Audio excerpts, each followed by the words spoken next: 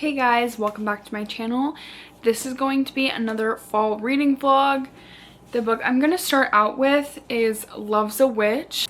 This follows Salone and her two sisters as they go back to their hometown to try to break the curse that has been on their family for years and years and years. Meet their grandmother and hope that they can all break the curse together after the grandma sees a prophecy that they'll be the ones to finally do it.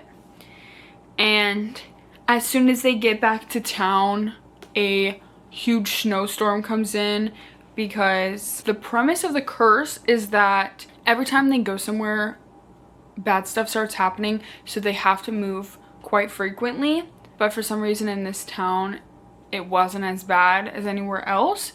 It is a magical small town in Scotland. Knox greets them right when they arrive. He's the mayor, and he's immediately trying to get them to leave. Dragging her suitcase out there, like, you have to evacuate immediately, you're already causing a ruckus. There is a snowstorm in the middle of fall. Get out! He's trying to get them to leave before anything worse happens, but she's pretty stubborn and she's not going anywhere. She's not going anywhere. They both kind of have crushes on each other growing up, so now seeing each other is kind of sparking that again, but he still needs her to leave. And she's still frustrated that he's being so annoying. It's like a perfect, cozy, witchy rom-com.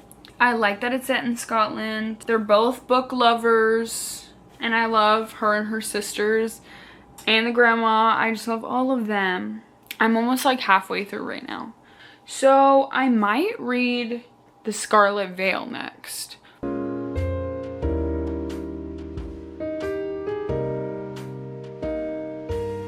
I finished Love's a Witch and I really liked this. I rated it 4.5 stars. I really loved the family dynamic, the sisters and the grandma. Their relationship was so cute. I loved all of them. The book was pretty chaotic at times, but it was very fast paced. The romance, so good. Literally so good.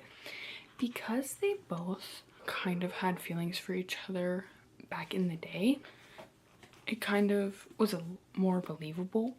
But if they would have just met for the first time and never seen each other, never talked to each other, it might have been a little too quick for me, because they both had a crush growing up but didn't know about it. Didn't know about the other person having those same feelings.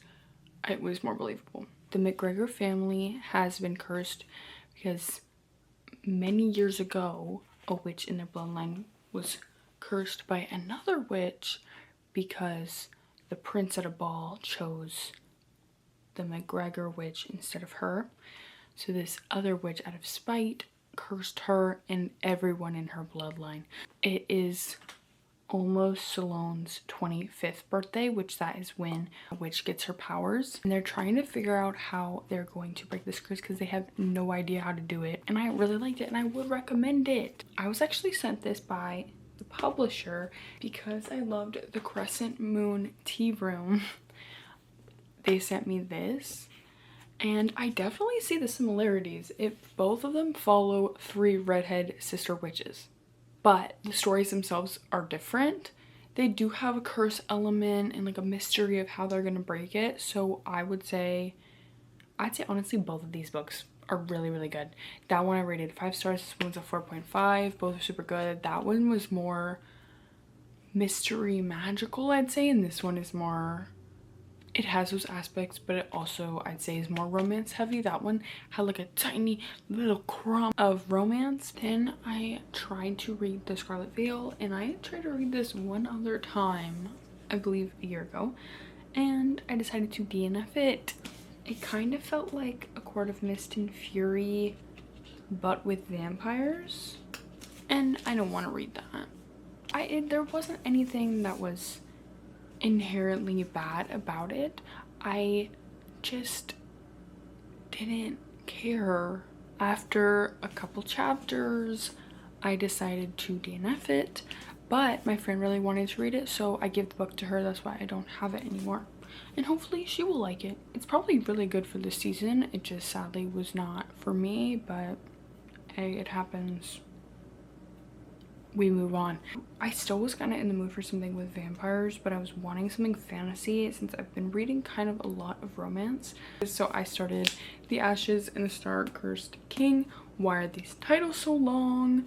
I'm on part 2 right now, and I'm liking it. I love the naked hardcovers. They are so pretty. This follows like right after the events of the first book, and the novella Six Scorched Roses, it has those characters in this book, and I loved that novella. That is like one of the best novellas I've ever read.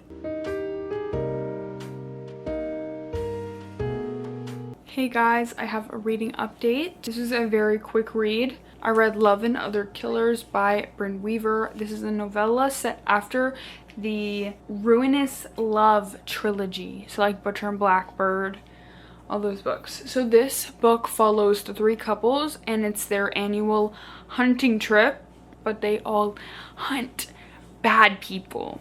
Like they choose one really bad to all then right. It's following this year's trip, and all of them are involved this year. So fun. This annual game started in the first book, and like it was fun. I rated it 4 stars. Like I liked the characters, the story is interesting, it was fun for spooky season and just in general. It was really quick, so hey, why not? Quick little read. And I read Road Trip with a Vampire. I actually read this right before it came out because I got the ARC for it.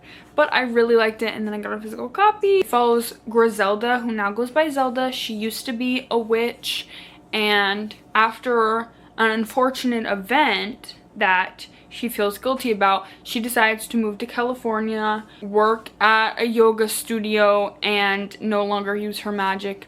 One day, Peter stumbles upon her. He's a vampire, and he has amnesia. Peter actually was sent to California by Reginald. Reginald's story is in the 2nd book in this series. It's the 3rd. He sends him to Zelda for her to help him for some unknown reason. But Peter is getting suspicious letters from someone he doesn't know. They decide to go on a road trip everywhere that he talks about in his journal in hopes to jog his memory, and then eventually make their way down to where this person keeps telling them that he needs to meet up with them there. But he has no idea what he's walking into. She also needs to figure out how to get some of her pent-up magic out, so she plans to go along and use some of it along the way. I thought it was super cute. I rated it 4 stars. I think these books are fun for any time of the year, but very fun for the spooky season. See, there's them normal. There's them for real. The writing is very fast-paced, very easy to get to. There were some pop culture references that I did not love. This author is definitely a fan of Chappell Roan. I just know it. The amount of times she was mentioned in her music, for sure. I've read worse references in books, so I'll let that slide. Whether it's a contemporary romance or a fantasy romance, if they mention any pop culture references, I don't want to hear anything about celebrities. I don't want to hear anything about artists. I don't want to hear anything about social media. I do not want to read the words TikTok. I will explode. I'm not a fan of that, just in general, in my books, ever. It is the beginning of October. I finished this today on October 1st. Perfect for the spooky season. And now I'm going to continue reading Ashes and the Star-Cursed King. I'm like 70% into this now, and I do like it. I like this series. I do. I am upset that it took me this long to read. So I think I read the first book 2 years ago. Thankfully, I have a pretty good memory when it comes to the books I read. Not with remembering how to say any names or anything like that. I'm constantly checking and rechecking to see how to pronounce names and correct terminology because I can't remember that for the life of me. But I can remember everything that happens in a 500-page book that I read 2 years ago. So I guess that has to count for something. Oh, this weekend I'm going to a pumpkin patch. Literally how fun. How very fun. How very full. And we're going to a pumpkin patch in the morning after getting coffee. Literally, what makes that more perfect? That is the most perfect thing ever.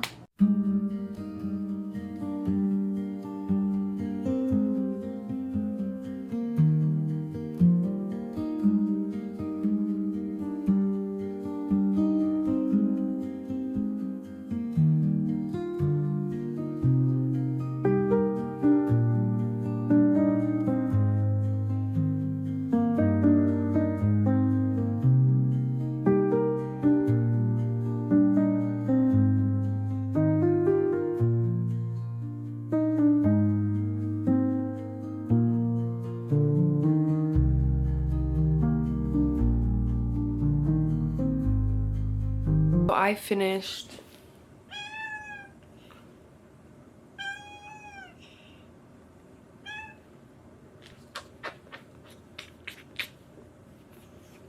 say hi. Aries has been on this channel many times, but she never comes up in the camera. She is being so loud right now though, so she wants attention. I finished The Ashes in the Star-Cursed King, and I really liked it. I rated it, I think, 4.5 stars. Ever since then, though, I have been in a reading slump. No. I did like the way this book played out. At the end of the first book, I was very angry with what happened. I was very upset. So I didn't read this book for like 2 years. 2 years. Because I was holding a grudge. But I'm glad I finally got around to it because I really ended up liking it. The first one has trials. This one follows the aftermath of the first book. And it has the characters from the novella in here, which I'm glad because I really liked the novella. And I liked the characters. So I was happy about that. This focuses a lot on the politics and Aurea and Rain's situation and how they're going to work through what all has happened. Obviously, I'm not going to say what happened because that would be a spoiler for the first book. I really ended up liking it, and I'm going to need to continue this series. I already have the next book in the series, and then I also have the Daughter of No Worlds trilogy by her, which I think I'm going to read in 2026, not this year. But that is all. Thank you so much for watching. If you liked this video, please like and subscribe, and I will see you guys in the next one. Thanks for watching. Bye.